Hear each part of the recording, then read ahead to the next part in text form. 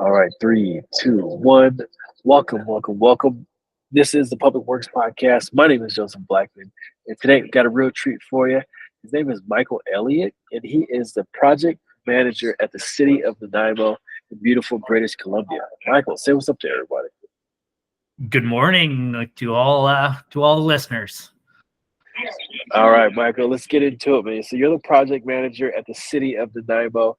Give us a snapshot of a normal Tuesday for Michael. What are you doing from the time you clock in to the time you clock out? Normal Tuesday, I get in, check the emails from last night. Is usually the first thing. Check in with my staff here too. I have two administrative and budget staff, so usually check in with them first thing in the morning.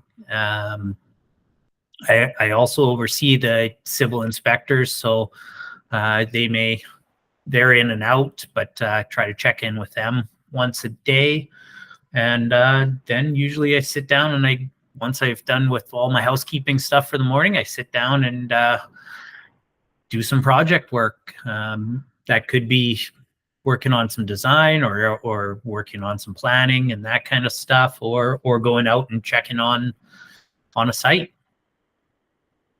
Okay.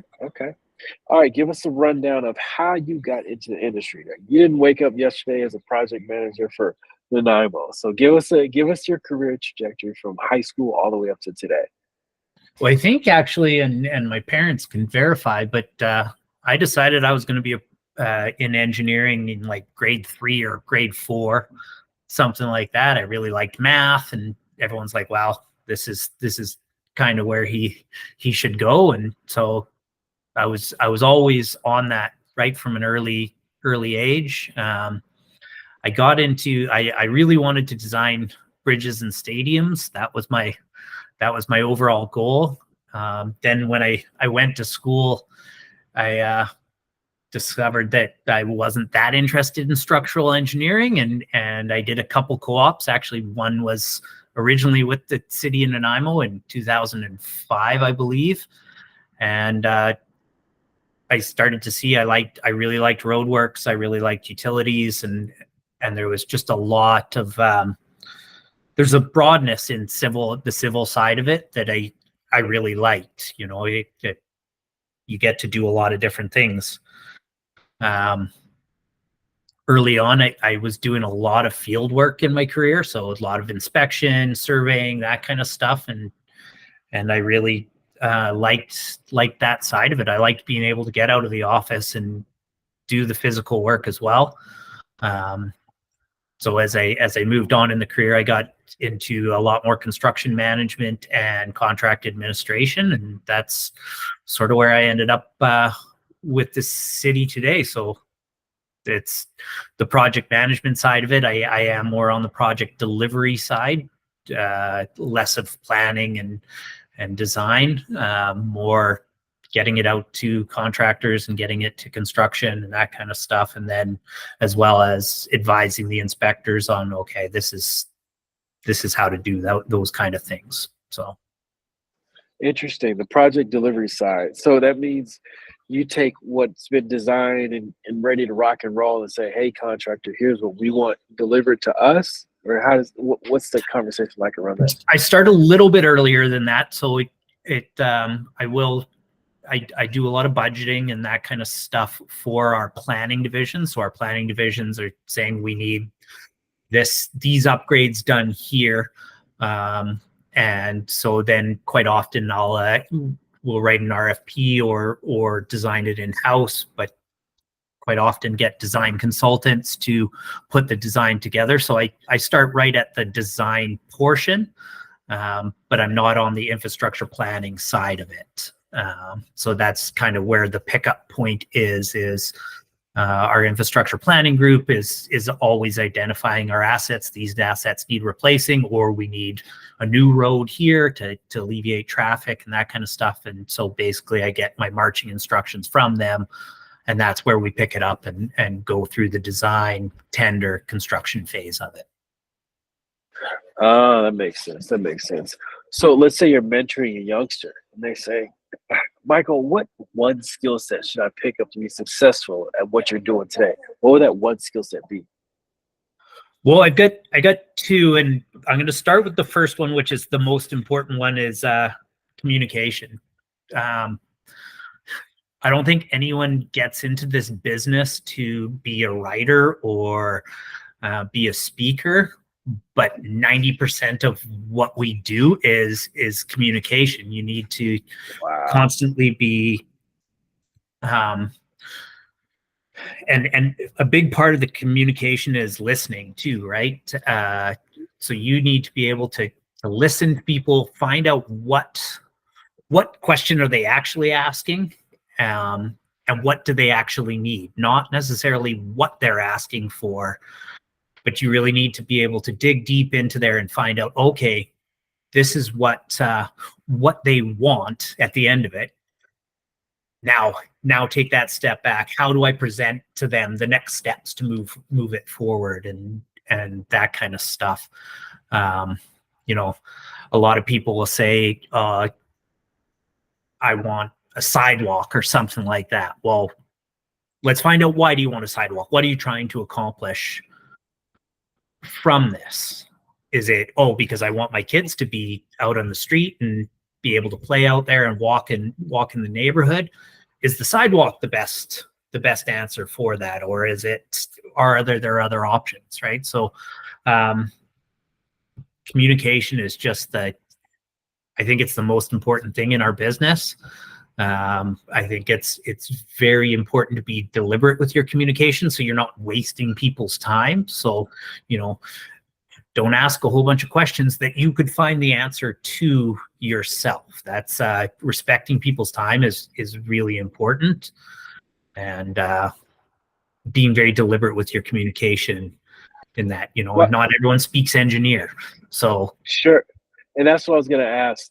Engineers, we know you guys can engineer very well. I don't Are there courses in college for like communication? Because every engineer I talk to, they're like, yeah, you kind of want to be decent at engineering, but you really got to be best at like communicating. So, so should there be curriculum involved? And if there wasn't curriculum, what would be your advice for somebody who's already in the engineering field within the city to say, hey, here's how I can get better at communicating over time? yeah, there is some, of course, we tend to, schooling does tend to concentrate on the technical skills, the design, the contract admin, that kind of stuff.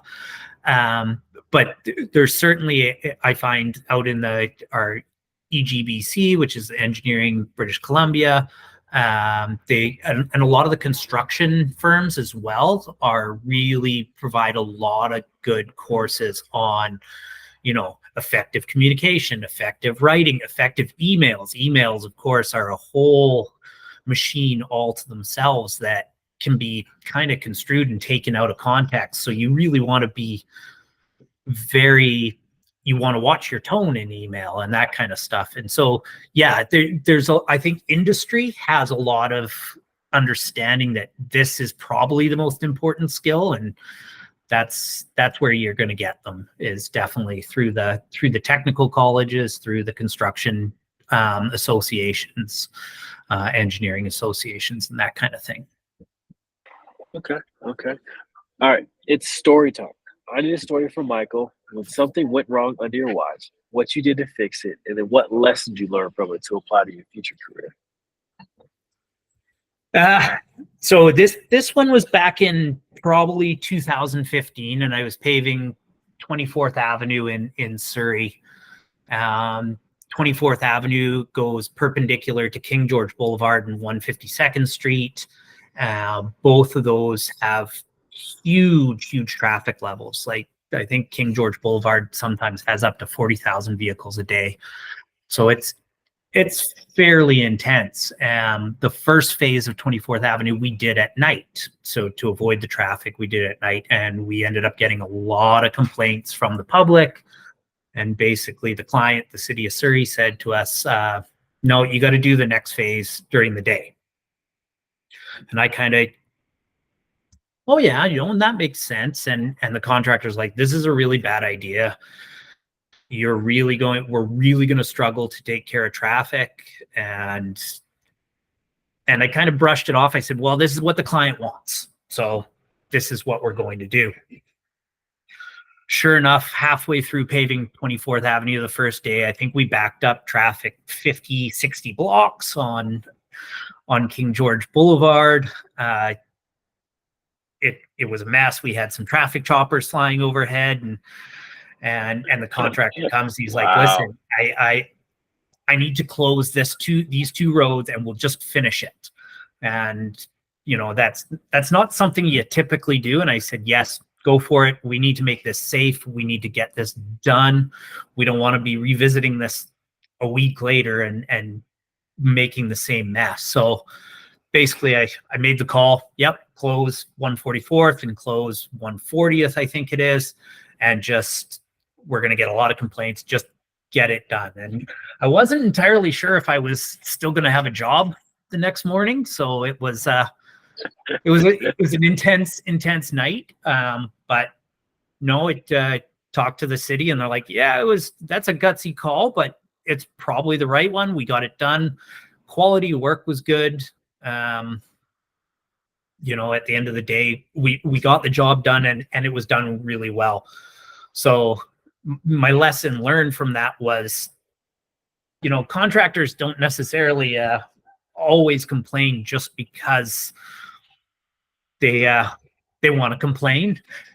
They do have a lot of input on that, especially when it comes to safety and managing traffic. So I would say always listen, have that open and honest conversation with a contractor. They're not whining because they want to whine and they just want to make your life difficult. They have a lot of input to provide, a lot of experience, and sometimes you got to push back a little bit on the client or owner who's maybe not as educated in that exact little detail. So that's my lesson learned. The earlier you can have that conversation with the contractor about those things, traffic management, safety, moving people through it, the better the job's going to go. Yeah, I mean, you block traffic 50 to 60 blocks. I thought you'd have had your box in hand on the way home. Yeah, it was a potential. There was definitely a potential. It was a uncomfortable sleep that night. But the product spoke for itself, and the job was done. So we weren't disrupting it 2-3 more days to try to get it done. We just got it. Good. Good stuff. All right. So how do you continue to get better and better every year? What's your personal and professional development regimen like? Well, I've been doing this my whole career. Is every day actually the first thing I do is I come in and I write a list. These are my tasks for the day. These are the priorities. These are the ones that are going to get pushed. And I think just to organize yourself and I definitely check things off the list, because that gives you that, okay, I got this done today. And if I get emergency tasks, I write those on the list too, because you still got them done. Maybe you didn't get the other ones done, but you still got things done. And I think that it just gives you that good feeling at the end of the day. You know what? I got 4 tasks done. I would have liked to get 5, but I got 4 done. It's all good. Weekly, I see it monthly here, but this is weekly for me. Is I like to check in with my direct reports once or twice a week. Just have a 5-10 minute conversation about how things are going. Where can I help you out? What do you need anything from me? And I find you get that really good back and forth, right? Like the mentor-mentee relationship is a two-way street, and I find that's really important. Like there's a lot of times where I'll learn something from one of my direct reports that I never thought of it this way, right? Oh, how to do this. Oh, okay. Well, yeah, your way is better than mine. So I think that's a big thing for just your weekly improvement on yourself, is to get that other point of view, the other inputs. Monthly, one thing I do a lot of is I go back and I drive my old jobs. If it's raining, or it's particularly sunny, and I like to see how, stormwater is reacting with the space, how the traffic's reacting with the space, how people are reacting with the space. And I think you get a lot of lessons learned from. No job ever goes perfect. There's always a lesson to be learned, and if you don't think there's a lesson to be learned, you're not looking hard enough. But the personal and professional improvement is to always go look back. Why did I do that? And could I have done it better? And maybe sometimes it's not better. Sometimes you're going to pick up something, and there's a constant improvement from looking back at your previous work critically and trying to find those improvements. So, that's pretty cool, because I've always wondered, like, I'll be in a public space. It could be like it could be a stadium, and I'm always thinking, like, I wonder if the people who design this place are like watching how we have to walk around this pillar, or like, or how the bathrooms, how instead of like that, you go to the right and the other people come out the left side, like at an airport, it's a roundabout, which kind of like sometimes is different. And I wonder if they just stand there and go, maybe that wasn't the best idea, or maybe I'll do that on the next project. So it's interesting to hear that you actually do that. And then if I see Michael, creeping in the corner, he's probably making sure we're operating in this space how he wants us to operate, right? Yeah, and or how I thought you were going to operate. I never tried to like direct people. You want them to feel natural in a space and do things naturally. You never want to like try to force them to do something you want them to do. So yeah, seeing how they react with the space, and okay, well, that's maybe not the result that I thought it was going to be, or what it is. Yeah. Gotcha. What's the biggest misconception about your position as a project manager? Let's say I ask somebody that knows you, they don't work with you though, and I say, what is Michael like? What's his value to the community? What does he actually do all day? What would they get totally wrong in answering that question?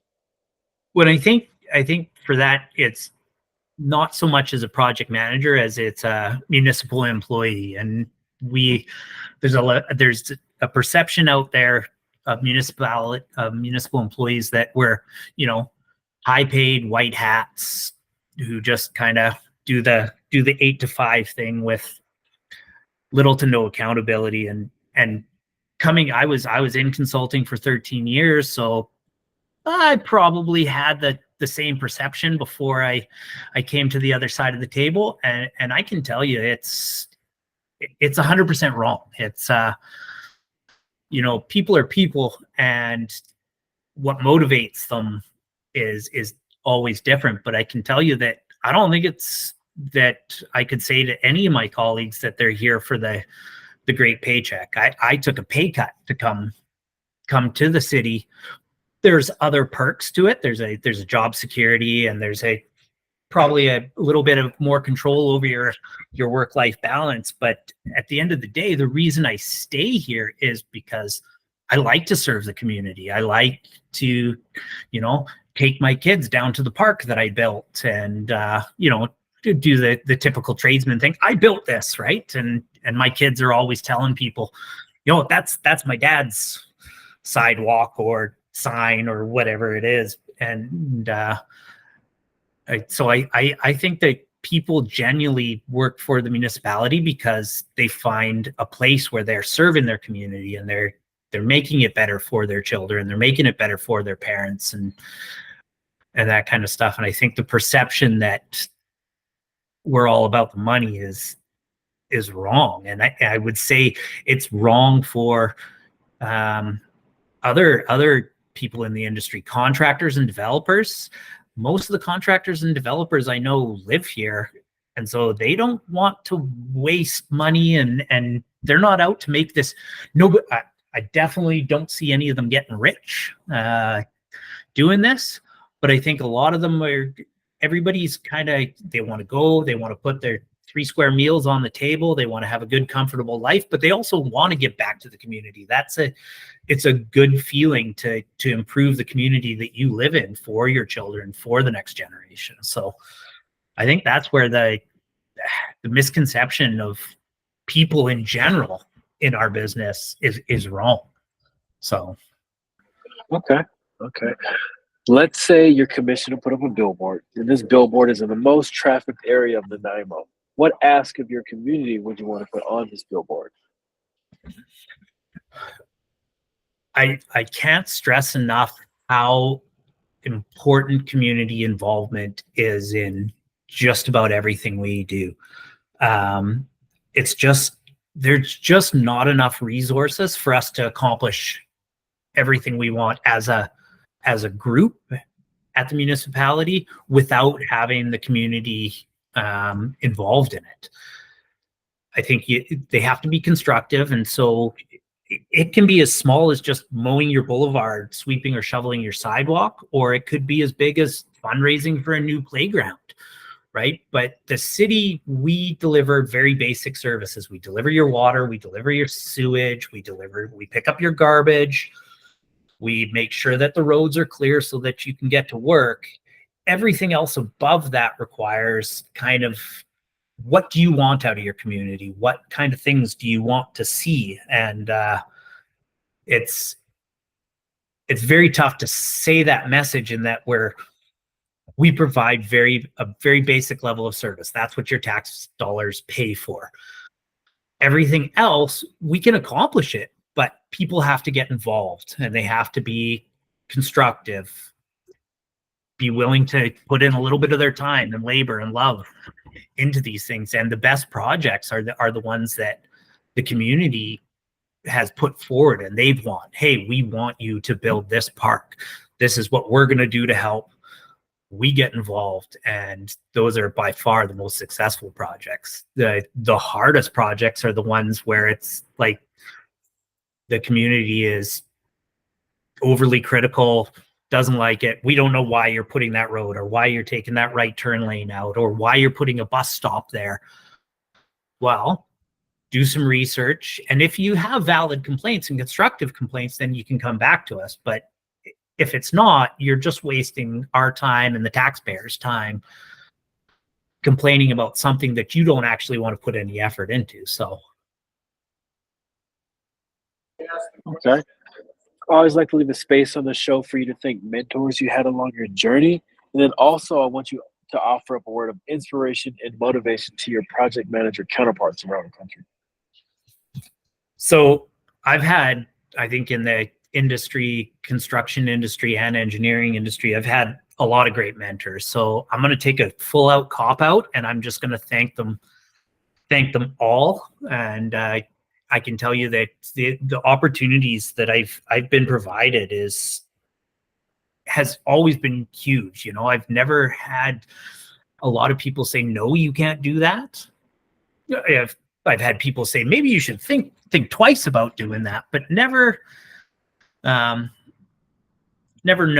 And I think I'm just very thankful that I've been given the opportunity to contribute to this industry. And honestly, my brother asked me a couple of years ago, if you had all the money in the world, what would you be doing? And I answered, well, I'd probably be doing something similar to this, whether it was in the nonprofit sector or something. It still would be contributing to good roads, good sidewalks, good utilities, and a quality of life. So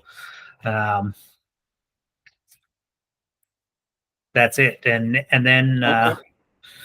not so much on the motivational side. I don't think Come I'm a on, we need motivational something. speaker, but one of my favorite quotes out there, and when I'm speaking to the young engineers and this and kids in our industry, I say this is really important: is never take criticism from someone you wouldn't go to for advice. And I think there's a lot of toxicity out there in social media and just and there's a lot of people hurting, but at the same time you can't allow them to affect you because they're in pain or just they don't like what you're doing. So very important to search out the right mentors, to search out the right people for advice, and vice versa, is to take criticism from them when it's warranted.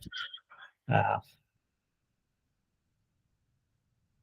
was a bit of a Okay. ramble, Joseph, but No, hey, if that's where your heart is, I respect it.